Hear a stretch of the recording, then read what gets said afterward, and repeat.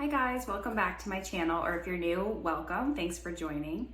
So I've been talking a lot recently about art fairs because I just did my first art fair and I walked away with about 4 pages of notes of things that I wish I would have known or done differently. And so I thought I'd turn that into a few upcoming videos where I can dive into topics a little deeper.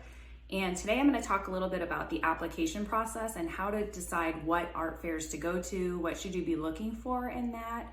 And then I'll do a couple more videos more on logistics on site, what I wish I would have known about setup, what to bring with me, how to price my art, as well as increasing your art fair sales and what I found to be very helpful. So if you're interested in any of those topics, be sure to subscribe.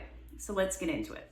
So you might be wondering how to find upcoming shows in your area. And I found a great resource is the ZAP online application system. It's at zapapplication.org. And a lot of these art fairs and festivals use this as their mechanism for collecting applications from artists. So there's a very easy calendar of all the upcoming shows. You can filter by your state or city, and you can see what's coming up as well as the deadlines to apply for those shows. Now you'll notice that a lot of them advertise either as an art fair or festival or an arts and crafts fair or festival, and there is a big difference. So an art fair is really limited just to artists in different kinds of mediums.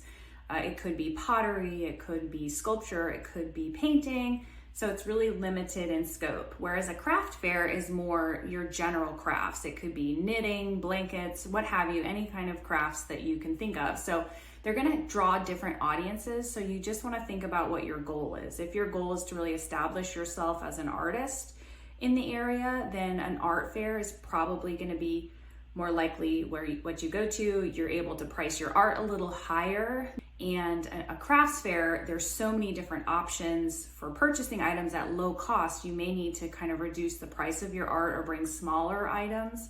If you're doing things like jewelry with the paint skins, which I have a video about, which I'll put a link to here, things like that would sell really well at a craft fair because people typically come out with not the intention to buy big, expensive art pieces. They really just want to buy little takeaways or gifts. In terms of art fairs, there's 2 different kinds. There's a juried and a non-juried kind. A juried means that you have to actually apply and submit images of your artwork and your setup ahead of time in order to get in. And that means somebody's reviewing that to make sure that it meets the quality standards, that it's really a legit setup. A non-juried art fair would be that they don't have that process. It's a little more open. Typically with a juried art fair, that means there's also prizes involved. So they actually have jury on site that's reviewing all of the booths and that's awarding different kinds of monetary prizes and recognition for different types of art. And a non-juried fair is a little bit wider in terms of the different types of artists that you'll see there. So at a non-juried art fair, you probably will see more like mass-produced items because it's not a requirement for them to be handmade or custom. So you may be competing with, say, jewelers that have sort of wholesale jewelry or things like that. Not to say either one of them is better or worse, it just depends on your goal and just so you're aware. Fees for art shows can really range based on the different criteria that I just mentioned earlier. It can be from $50 to about $350 for really high-end competitive shows. So you really just need to think about, how much art you would need to sell in order to make up for that space rental fee.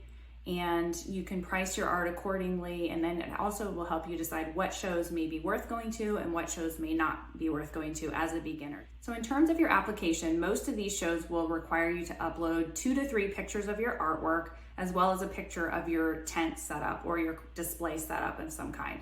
So if you're anything like me, I didn't have any of that set up. I mean, I had the art, but I didn't have a setup. So I just did a video on this, on how I was able to kind of pull together a display for about $300, and I'll put a link here as well.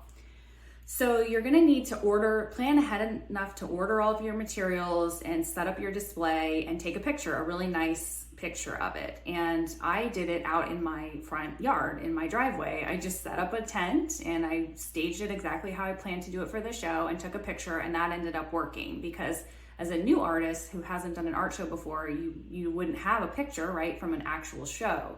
But that was just enough to show them that I had all the materials, the tent, and everything ready to go, and that's all they needed to approve my application.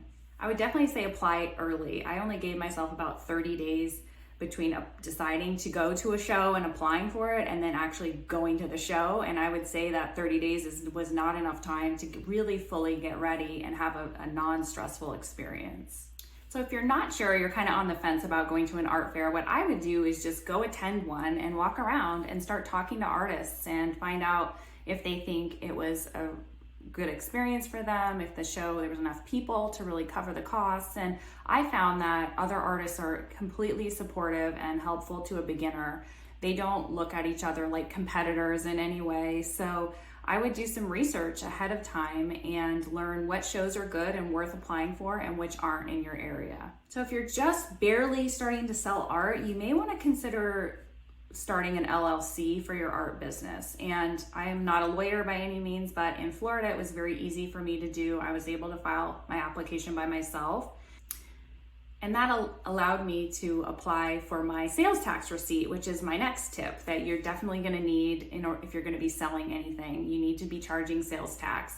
So I would go to your county sales tax collector and inquire as to what the steps would be to get registered in order to do that. You're also going to need a point of sale device like a Square. That's what I used. And actually, if you go sign up for Square, they'll mail you the little piece to run credit cards for free. You can buy kind of additional like tap to pay type of setups if you'd like. But for me as a beginner, that was great.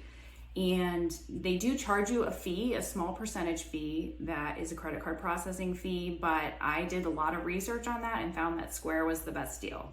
Well, that's all for today. I'll be back soon with my next video about logistics and on-site things you should be thinking about in terms of customer service, what to bring with you, booth layout, marketing. All those things will be covered up in some next videos soon. So please subscribe. And if there's any questions or anything you have, please feel free to leave those in the comments. And also if you have any topics you'd like me to talk about in future videos, I'm happy to read those.